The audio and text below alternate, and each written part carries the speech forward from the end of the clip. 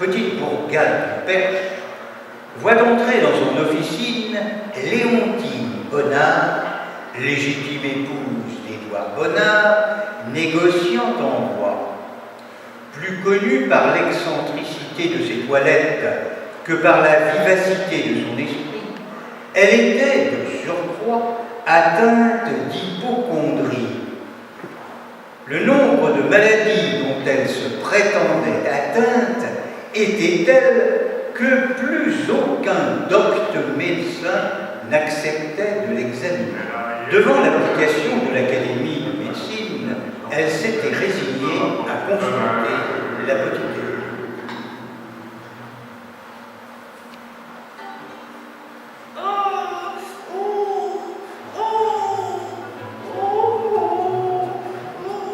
Dame Léontine, que me vaut votre venue, séant? C'est affreux. Il vous faut m'aider, maître apothicaire. Mes saints, que vous arrive-t-il donc? La divine providence m'a abandonné. Je suis atteint des pires démons. Quel bien pu faire pour m'éviter à tel sort? Mais enfin, calmez-vous, et dites-moi plutôt de quoi vous souffrez. C'est pire que Pirette, maître apothicaire. Ce sont mes yeux. Ma vue semble s'ennuager de jour en jour. Que vais-je devenir? Il vous faut voir un médecin. Mais j'ai essayé. Ce sont eux qui ne veulent plus me voir. Comme je les comprends. Ce sont tous des misérables, des poltrons, des gens foutres. Mais vous, maître Giffard, vous allez m'aider, n'est-ce pas? Vous n'allez pas m'abandonner. Vous êtes mon seul espoir. C'est que je ne suis pas médecin et... Par pitié, venez à mon secours. Soit, puisque vous insistez, mais je ne vous garantis pas que je pourrai vous soulager de vos maux. Je vais vous examiner. Oh là là. Aïe, aïe, aïe. Comme c'est ennuyeux. Que voyez-vous, que diable? Eh bien, chère dame Léontine, je ne vous cache pas que votre maladie est grave. Que dis-je grave? Frêle. C'est un mal qui se prend aisément, mais qui se quitte malaisément. Mourrais-je? Pas complètement. Comment cela? Pas complètement? Eh bien, vous pourriez devenir borgne, voire plus. Plus? C'est-à-dire? Aveugle. Oh, mon Dieu! Plutôt mourir que de subir une telle infirmité. Nous n'en sommes pas encore là. Et si vous me faites confiance et que vous suivez à la lettre mes prescriptions, peut-être, mais je dis bien peut-être, serons-nous en mesure de vous tirer de ce mauvais pas. Mais je vous préviens, cela sera long, voire très, et ceci coûte cher, très cher. Que m'importe, je paierai ce qu'il faudra et je vous obéirai à la lettre. Mais de grâce, délivrez-moi de ce mal qui me ronge. Eh bien, puisque nous sommes d'accord, nous allons commencer dès à présent le traitement. Voyons ce que nous avons ici. Allez, les cataplasmes d'abord. Vous en mettrez sur le front avant de vous coucher. Il vous en faut 2 boîtes, non, 3 boîtes, non plutôt 4. Ensuite, des onguents.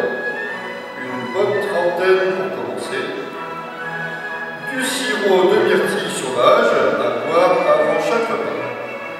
Il vous en faudra 3 litres pour cette première semaine.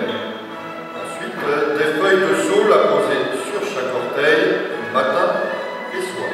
Mais, maître Giffard, c'est aux yeux que j'ai mal, non aux pieds. Ne m'interrompez pas. Si je vous prescris des feuilles de saule à mettre sur vos orteils, c'est parce que l'action curative est plus efficace du bas vers le haut. Et non à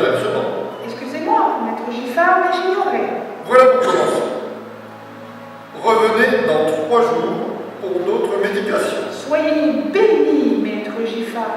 Grâce à vous, je vais revivre et... Ne nous emballons pas.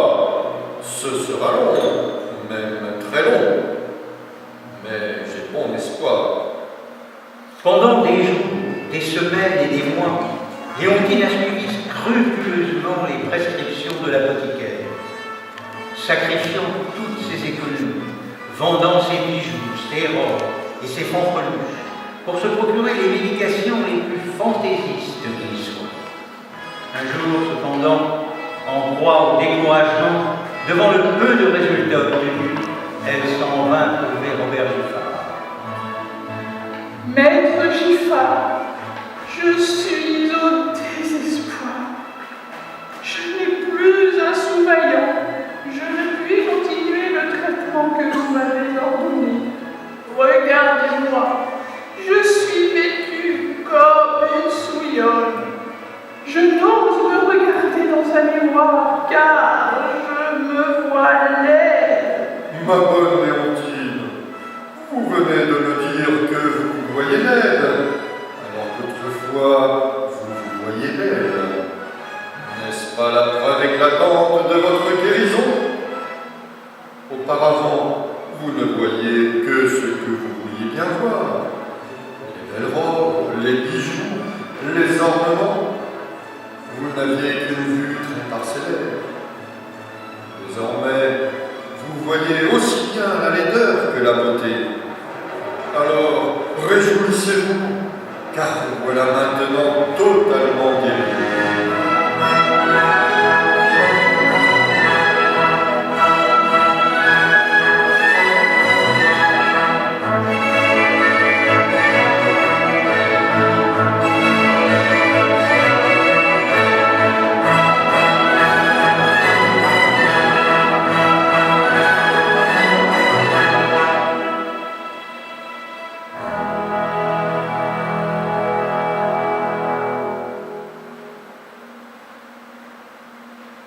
Maître Giffard,